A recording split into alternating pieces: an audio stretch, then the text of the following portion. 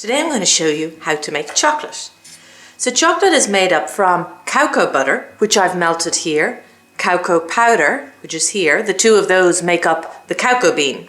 And then I'm going to mix it with a sweetener. So I'm using a raw Irish honey and a little bit of vanilla extract to give it a bit of flavour.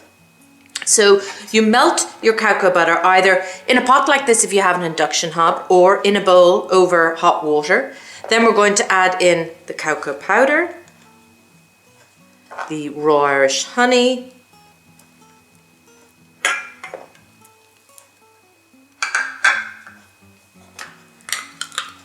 little bit of the vanilla extract,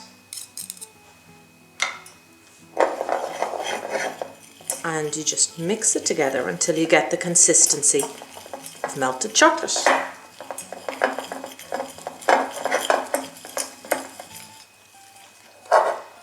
So here you have your melted chocolate, which you're ready to spread on top of your power bars. Thanks for watching today's video on how to make chocolate.